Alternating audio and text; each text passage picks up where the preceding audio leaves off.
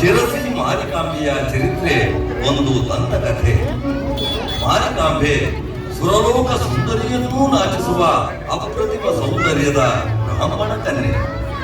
ಅವಳ ಸೌಂದರ್ಯಕ್ಕೆ ಮಾರು ಹೋದ ಅನ್ಯ ಜಾತಿಯ ಮಾಂಸಾಹಾರಿ ಯುವಕನೊಬ್ಬ ಮದುವೆಯಾದರೆ ಇವಳನ್ನೇ ಮದುವೆಯಾಗಬೇಕೆಂಬ ಛಲದಿಂದ ಬ್ರಾಹ್ಮಣರ ಆಚಾರ ವಿಚಾರಗಳೊಂದಿಗೆ ವೇದ ಶಾಸ್ತ್ರ ಮಾಯಾಜಾಲಗಳನ್ನು ಕಲಿತು ತನ್ನ ಅನ್ಯ ಜಾತಿಯನ್ನು ಮರೆಮಾಚಿ ಬ್ರಾಹ್ಮಣನೆಂದು ನಂಬಿಸಿ ಮಾರಿಕಾಂಬಳನ್ನು ಮೋಸದಿಂದ ಮದುವೆಯಾಗುತ್ತಾರೆ.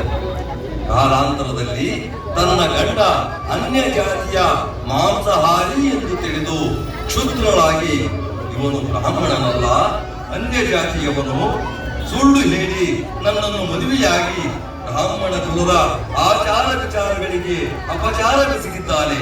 ಈ ಪಾಪಿಯನ್ನು ಜೀವ ಸಹಿತ ಬಿಡಬಾರದೆಂದು ರೌದ್ರಾವತಾರ ತಾಳಿ ಆರ್ಭಟಿಸುತ್ತಾ ಬರುತ್ತಾಳೆ. ಆಗ ಮೋಸ ಮೋಸ, ಅನ್ಯ ಜಾತಿ ಗಂಡಿನಿಂದ ಬ್ರಾಹ್ಮಣ ಹೆಣ್ಣಿಗೆ ಅತೀವ ಮೋಸ. ಕೆಲವೋ ವಂಚಕ ಕುಲಗೋತ್ರ ಮುಚ್ಚಿಟ್ಟು ವೇದಶಾಸ್ತ್ರ ಕಲಿತು ಬ್ರಾಹ್ಮಣನೆಂದು ನಂಬಿಸಿ ಮೋಸದಿಂದ ನನ್ನನ್ನು ಮದುವೆಯಾದ ನಿನ್ನ ರುಂಡವನ್ನು ಮುಂಡದಿಂದ ಬೇರ್ಪಡಿಸದೆ ಬಿಡಲಾರೆ. ಬೇಡ, ನನ್ನನ್ನೇನು ಮಾಡಬೇಡ. ನಿನ್ನ ಮೇಲಿನ ಅತೀವ ಮೋಹದಿಂದ ನಾನು ಈ ರೀತಿ ಮಾಡಬೇಕಾಗಿತ್ತು. ಮಾಡಿದ ಅಪರಾಧಕ್ಕೆ ಕ್ಷಮೆ ಇರಲಿ. ಕ್ಷಮೆ ಅದೆಂದಿಗೂ ಸಾಧ್ಯವಿಲ್ಲ. ನೀನು ಮಾಡಿರುವುದು ಕ್ಷಮಿಸಲಾರದ ಅಕ್ಷಮ್ಯ ಅಪರಾಧ.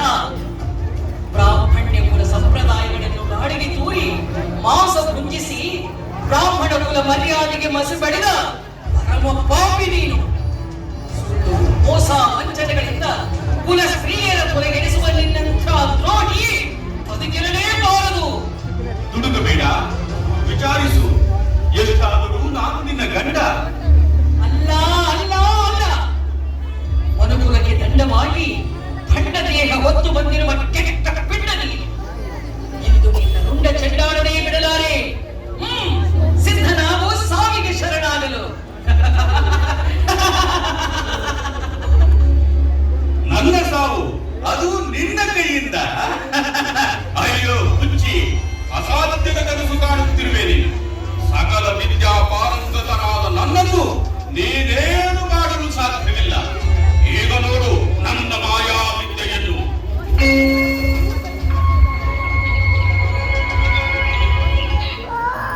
ಎಲ್ಲಿ ಎಲ್ಲಿ ಮಾಯವಾಗಿ ಎಲ್ಲಿ ಅಡಗಿ ಕುಳಿತೀಯೋ ನೀಚ. ನನ್ನ ಮುಂದೆ ನಿನ್ನ ಮಾಯಾ ವಿದ್ಯೆಯ ಆಟ ನಡೆಯಲಾರದು. ಅದಾವ ಪ್ರಾಣಿಯ ದೇಹದಲ್ಲಿ ಅಡಗಿ ಕುಳಿತಿರುವೆಯೋ ಯಾರೋ ನನ್ನೆದುರು ಬಾ.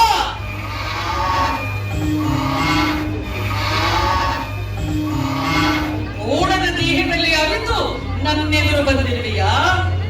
ಬಿಡುವುದಿಲ್ಲ ನಿನ್ನನ್ನು. ಕಪಟ ವಂಚನೆ ಸುಳ್ಳು ಹೇಳಿ ಮೋಸ ಮಾಡುವವರಿಗೆ ಪಾಠವಾಗಿ ಇದೋ ನಿನ್ನ ರುಂಡವನ್ನು ತುಂಡರಿಸುತ್ತಿದ್ದೀನಿ.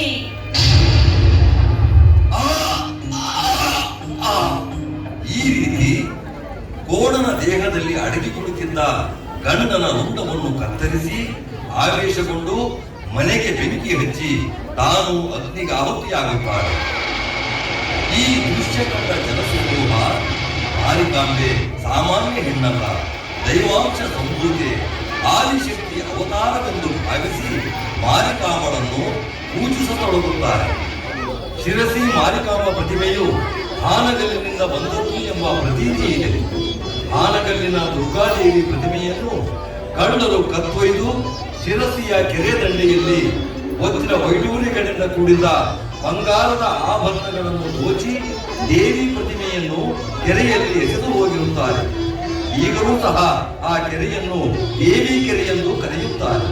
ಕಾಲಾಂತರದಲ್ಲಿ ಅಸಾದಿ ಕುಟುಂಬದ ಬಸಪ್ಪನ ಕನಸಿನಲ್ಲಿ ದೇವಿ ಬಂದು ನಾನು ಕೆರೆಯಲ್ಲಿದ್ದೇನೆ, ನನಗೊಂದು ಸ್ಥಾನವು ಎಂದಾಗ ಊರ ಗೌಡನಿಗೆ ತಿಳಿಸಿ ಕೆರೆಯಿಂದ ದೇವಿ ಪ್ರತಿಮೆಯನ್ನು ಹೊರತೆಗೆದು ಆಗ ಶಿರಸಿಯನ್ನು ಆಡುತ್ತಿದ್ದ ಶ್ರೀಯುತ ಇಮ್ಮಡಿ ಸದಾಶಿವರಾಯರಿಂದ 1689ರಲ್ಲಿ ಶ್ರೀ ಮಾರಿಕಾಂಬೆ ದೇವಸ್ಥಾನವನ್ನು ಕಟ್ಟಿಸಲ್ಪಡುತ್ತದೆ.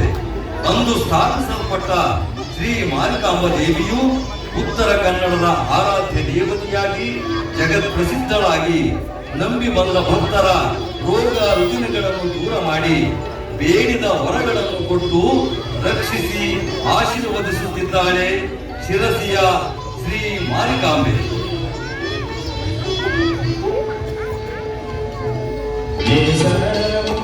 ಜಗದಲ್ಲ ಬೆಳಗಿದ ಜಗದಂಬೆ ತಾಯೇ ಮಾರಿಕಾಂಬೆ.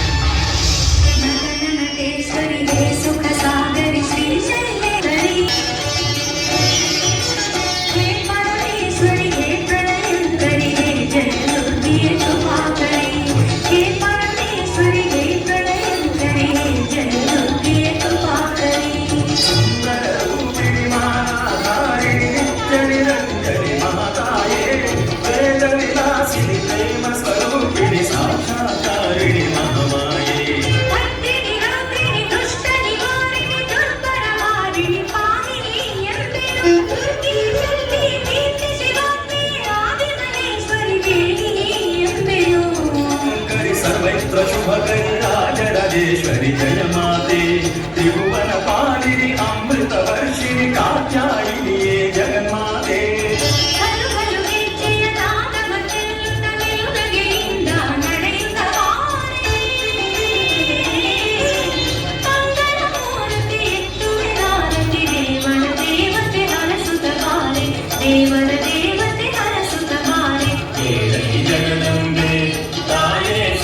मारिकांबे केरही जगदंबे ताये शिरसि मारिकांबे केरही जगदंबे ताये शिरसि मारिकांबे.